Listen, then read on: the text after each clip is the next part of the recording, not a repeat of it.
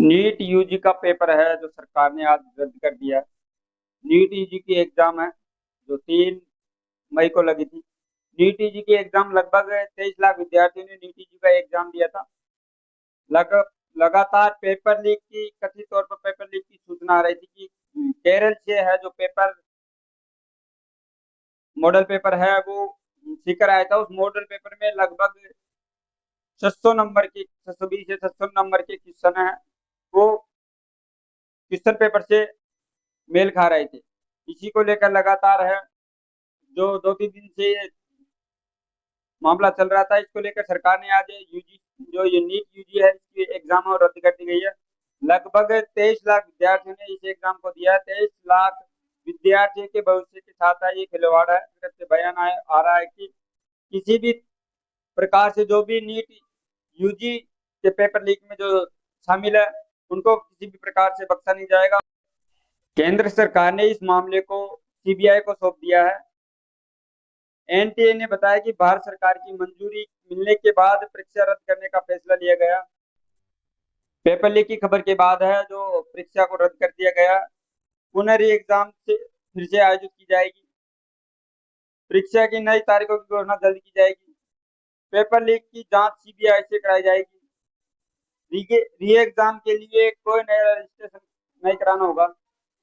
री एग्जाम पुराने केंद्रों पर ही होगा। जो पुराने सेंटर है उन पर ही री एग्जाम होगा। री एग्जाम के लिए किसी भी प्रकार का रजिस्ट्रेशन कराने की आवश्यकता नहीं है। छात्रों द्वारा पहले ही जमा की गई फीस वापस रिफंड होगी। री एग्जाम के लिए नए एडमिट कार्ड जारी होंगे। नए री एग्जाम के लिए दोबारा से तारीखों की घोषणा होगी। दोबारा से एडमिट कार्ड है वो जारी होंगे। जिन सेंटरों पे पहले एग्जाम लगी थी उन्हीं सेंटरों पर फिर से एग्जाम है जो होगी। लेकिन सबसे बड़ी बात ये निकल कर आती है कब तक है जो लाखों छात्रों के साथ इस प्रकार का खिलवाड़ होता रहेगा। लगातार है जो छात्र मेहनत करते हैं उसके बाद भी इस प्रकार की घटनाएं हो जाती है, पेपर लीक होते हैं।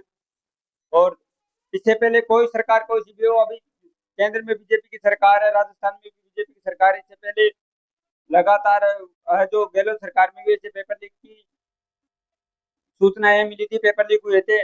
2021 की एसआई भर्ती है उसको भी जो सुप्रीम कोर्ट हाई कोर्ट है उसने रद्द कर दिया है।